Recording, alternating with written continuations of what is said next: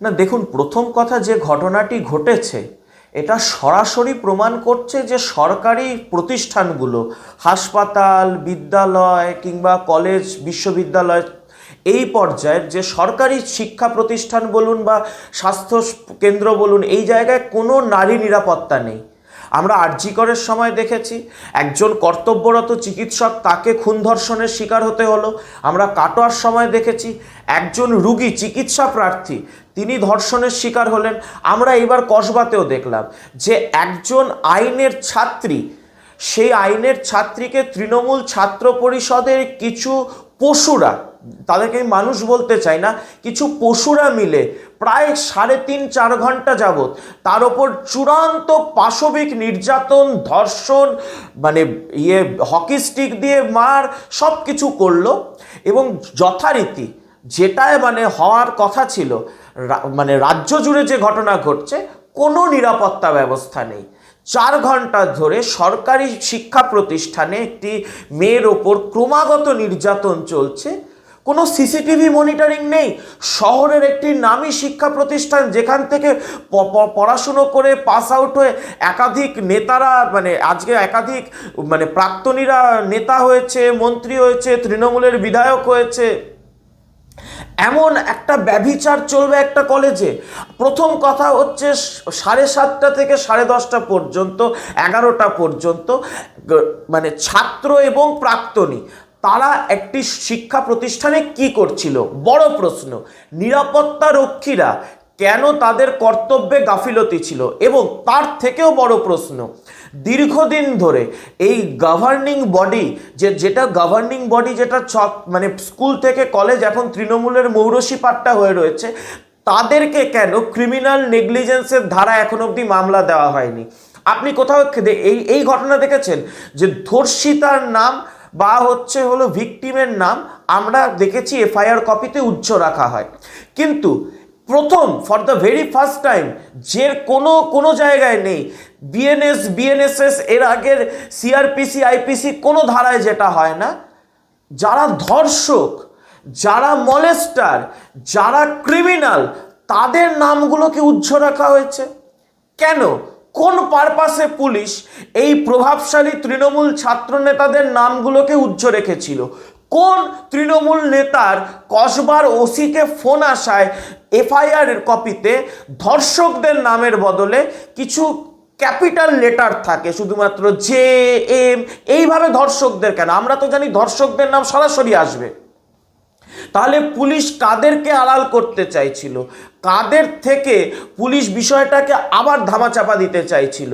কি লোকাতে চাইছিল পুলিশ? এবং সব থেকে বড় কথা, ছাত্র সংসদ নির্বাচনকে দিনের পর দিন ধরে বন্ধ রেখে এই শাসক দল তৃণমূল কংগ্রেস এই ধর্ষকদের হাতে, এই মলেস্টারদের হাতে, এই দাদাগিরি চালানো এই কিছু অসামাজিক, এই যেগুলোকে মানুষও বলতে ইচ্ছা করছে না, পশুদের হাতে, ক্রিমিনালদের হাতে এই রাজ্যের শিক্ষা প্রতিষ্ঠানগুলোকে তুলে রাখবে বলুন তো?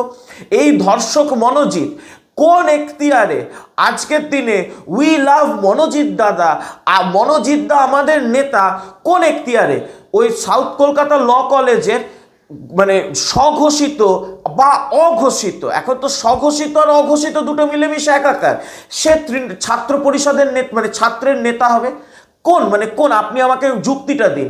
একটা ছাত্র সংসদ দেখুন, বকলমে সাউথ কলকাতার সমস্ত ছাত্র সংসদ চালাচ্ছে ওই বয়স্ক টেকো নেতা তৃণমূলের স্বার্থক, ওই ভাইপোর চটি চাটা, ওই মুজো জুতো পরিষ্কার করা নেতাটা, আর স্বার্থকের আন্ডারে এই প্রত্যেকটা কলেজে কোনো ইউনিয়ন ইলেকশন না রেখে ইউনিয়ন রুমগুলোকে পর্নোগ্রাফির কেন্দ্র করে, ড্রাগস ব্যবসার কেন্দ্র করে, বিভিন্ন রকমের মদের আসর বসানোর কেন্দ্র করে, এই যে একটা অসামাজিক কার্যকলাপের একটা মানে বিচরণ ক্ষেত্র করে রাখা হয়েছে ইউনিয়ন রুমগুলোকে।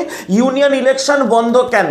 ছাত্র সংসদ নির্বাচনকে বন্ধ রেখে ছাত্রছাত্রীদের গণতান্ত্রিক অধিকারগুলোকে কেড়ে নিয়ে ভুলুণ্ঠিত করে আজকে জায়গায় জায়গায় এই ঘটনা ঘটছে। এটা তো একটা ঘটনা, আমি আপনাকে বলছি। আপনারা খোঁজ নিন, আপনারা তদন্তমূলক সাংবাদিকতা করুন, আপনি জানতে পারবেন প্রত্যেকটা প্রত্যেকটা ক্যাম্পাসে এই তৃণমূলের দাদা নামক এই অসামাজিক এই দুর্বৃত্তগুলো প্রত্যেকটা জায়গায় মেয়েদের সাথে শ্লীলতাহানি করা, মেয়েদের মানে শরীর নিয়ে ছিনিমিনি খেলা, মদের আসর বসানো, বিভিন্ন রকমের দাদাগিরি, বিরোধী রাজনৈতিক মতাদর্শের কোনো ছাত্রছাত্রী থাকলে তাদেরকে শারীরিকভাবে নিগ্রহ করেই চলে। এইটা করেই চলে। এর দায় শিক্ষামন্ত্রী নেবেন না কেন? গভর্নিং বডি, গভর্নিং কাউন্সিল, যার মাথার ওপর অশোক দেব তৃণমূলের বিধায়ক বসে রয়েছেন, যার প্রত্যক্ষ ইন্ধনে কলেজে ইলেকশন যেমন বন্ধ রয়েছে, কলেজে আপনার স্থায়ী কর্মী নিয়োগও বন্ধ রয়েছে, অথচ অস্থায়ী কর্মীর নাম করে এই সমস্ত তৃণমূলী হারমাতগুলোকে বসিয়ে রাখা হয়েছে কেন? কোন এখতিয়ারে মনোজিৎ মিশ্রর মতো একটি মলেস্টার রেপিস্টকে এই শাসক দল ওই ইউনিভার্সিটির প্রাঙ্গণে প্রবেশাধিকার দিল? কোন এখতিয়ার রয়েছে? কেন একজন অস্থায়ী কর্মীর চাকরি তৃণমূলের একটা রেপিস্ট করবে, কোনো যোগ্য শিক্ষিত বেকার করবে না? এই প্রশ্নগুলো ওঠানোর সময় এসে গেছে। এখন আমরা আমাদের গোটা রাজ্য জুড়ে দেখছি, শহর হোক, গ্রাম হোক, সরকারি অফিস হোক, স্কুল হোক, কলেজ হোক, হাসপাতাল হোক, কোথাও নারী নিরাপত্তা নেই। সর্বত্র মহিলাদেরকেই তৃণমূল কংগ্রেস ভোগ্য পণ্য রূপে ব্যবহার করছে। ওদের শেখ শাহজাহান যেমন দেখেছিলেন আপনারা, শেখ শাহজাহান পার্টি অফিসে ডেকে মেয়েদেরকে ধর্ষণ করত। এই বাংলার প্রত্যেকটা ব্লকে ব্লকে তৃণমূল কংগ্রেস এই ধর্ষক রূপী ছোট ছোট শেখ শাহজাহান তৈরি করেছে। এই মনোজিৎ মিশ্রর মতো ক্রিমিনালদের প্রকাশ্য রাস্তায়, প্রকাশ্য দিবালোকে ওই ধর্ষিতা মেয়েটিকে সামনে দাঁড় করিয়ে গুলি করে মেরে দেওয়া উচিত। গুলি করে মারো এই ধর্ষকদের, তবেই তৃণমূলী ধর্ষা ঠান্ডা হবে। কিন্তু আমি আবারও বলছি, পুলিশের হাতেই কেস আছে এবং পুলিশ তার এফআইআর কপিতে ওই নামগুলোকে বিকৃত করার মধ্যে দিয়ে প্রমাণ করে দিয়েছে এই ঘটনাটাও কামদুনির মতো একটি পরিণতি পেতে চলেছে। ধর্ষকরা দেখবেন আবার কিছু বছর পর আরামসে বহাল তবিয়েতে জেল থেকে বেরিয়ে আসবে, কারণ তৃণমূলের রাজত্বে তৃণমূলী ধর্ষকরা খুলে আম ঘুরে বেড়ায়, ধর্ষিতারা বিচার পায় না।